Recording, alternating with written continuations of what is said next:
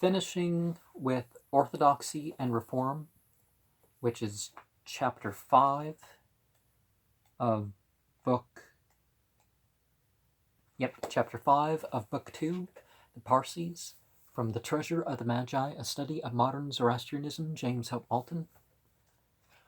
I apologize for some drags with some of my programming lately. I've been not allowed to get the proper amount of sleep, so, and otherwise messed with. So, here it is enough to say that this denial of personality to the one and the ideal of men of being merged into the universal absolute is wholly foreign to Zoroastrian religious doctrine. Well, personality and being limited and, like, capricious and whatnot like humans is a different thing, but a lot of Christians don't understand this. But as Dr. Dalla well puts it, this doctrine is certainly not Zoroastrian, because through the whole history of the religion, individuality is not an illusion. It is ever a stern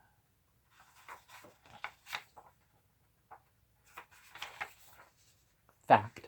Personality is not an imperfection, but it is the highest expression of life that ultimately survives for the divine, not the losing of individuality and the loss of the personal self, and not the weakening of the personality, but the gaining and strengthening of it is the Zoroastrian ideal. He goes on to observe, truly the theosophic adaptation of boundless time is not even justified by an ancient heresy, for the Zervanists were actuated by the desire to save their religion from the stigma of dualism. To avoid the suggestion of two gods, they made Ormazd and Ahriman twain offspring of one original deity, who was as personal as they.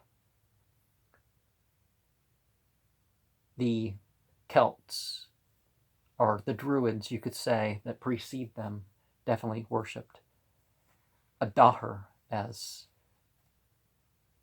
Islam would refer to the god of time.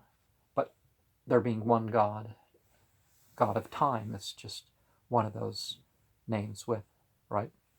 Passing by the minor developments of this strange orthodoxy, we come to the most important innovation of all, the engrafting of the Punar Janma slip upon the old stock, and the strange fruit that has since appeared on the tree. It is usually admitted without demur that the accretion is due to Hinduism, though sometimes an attempt is made to wrest some Zoroastrian scripture to suit the doctrine. Such high authorities as the Orthodox Dastur Dorab and the great reforming scholar K.R. Kema agree with his heretic Dalla. He's made his own conclusions. Whether or not people agree with him, he's made his own conclusions. That's what heretic means. Dalla, that the doctrine is altogether alien. Against this is an attempt is made to claim Yasna 49:11. But these are of an evil dominion, of evil deeds, evil words, evil self, and evil thought men of the lie. The souls come to and meet them with foul food. Here the theosophist hopefully translates the italicized verb return. The reader can judge what sort of sense it makes and how strong a case it presents for a doctrine absent from every other Catholic text. Even on theosophic interpretation, silence cannot be ignored when we are examining texts that are predominantly occupied with the conditions of the hereafter. From the later Avesta, a theosophist quoted Vendidad 1350, a passage in which it is asked where the ghost of a dog goes. If we are dealing with intelligent argument, it would probably be assumed that the reference was wrong, but this passage proves reincarnation quite as conclusively as any other. See,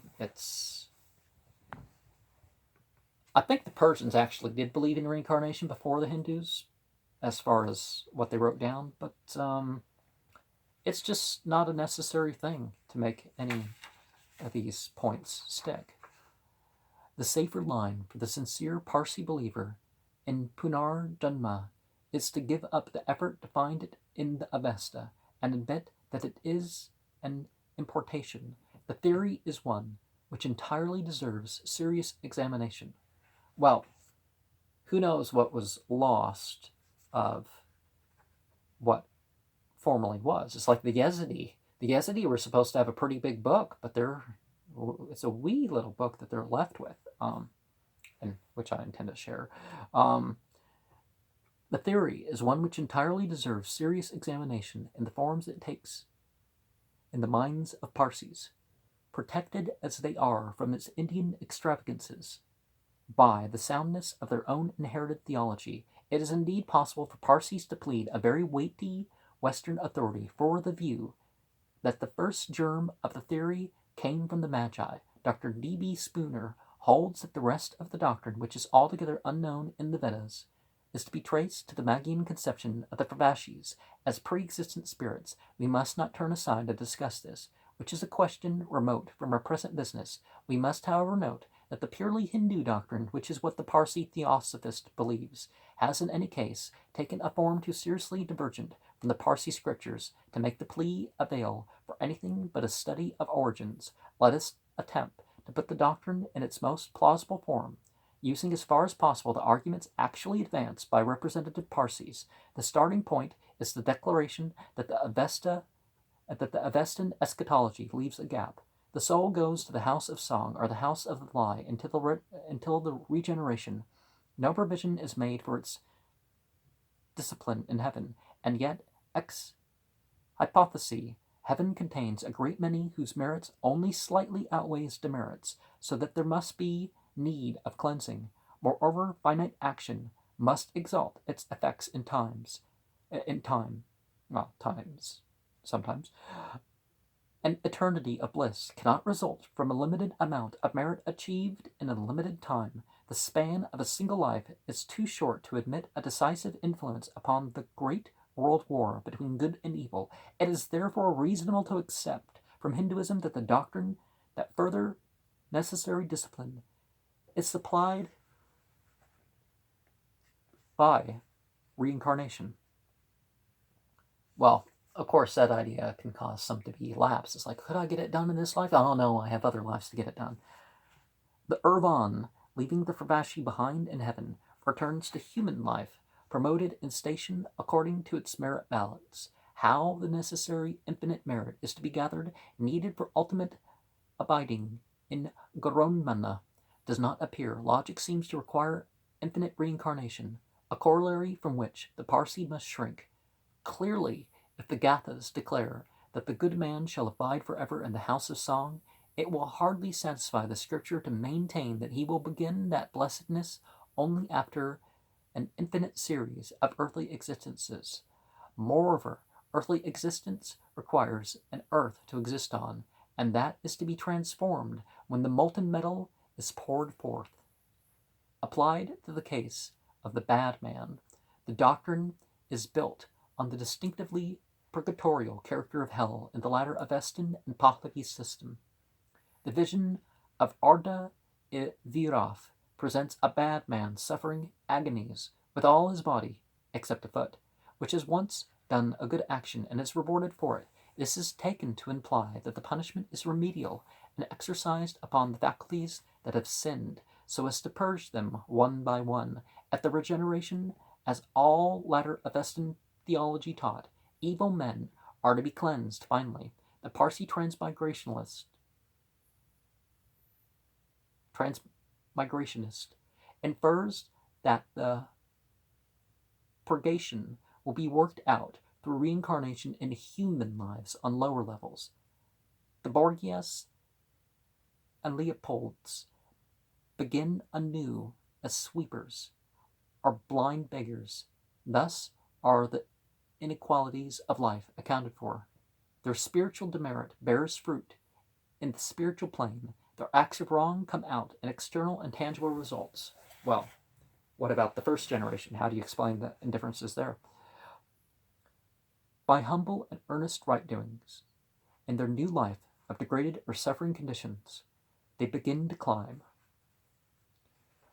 The difficulty is that being unconscious of their past wickedness, they have no experience to teach them wisdom, but the new lore of the subliminal consciousness steps in and shows that experience may work without being recognized. This must be left to the psychologists. Assuming it sound, we should still wonder how all sinners are goaded up on the ladder in time for the renovation. Sweepers and blind beggars, being rajas, are sages who behaved badly in their high station. We expect to find them all behaving virtuously now, which is not visibly true. The Dons of Benares, hereditary scavenger thieves, have indeed begun to climb within these last few years, since a Christian missionary came to teach them self-respect and gave them hope through a gospel of redemption. Well, I don't think it's that simple. It is very interesting if the gospel is destined to be the power that makes the theory work. Well, we need to distinguish between Paul and Jesus, and I've started to do that in a video here and other videos, but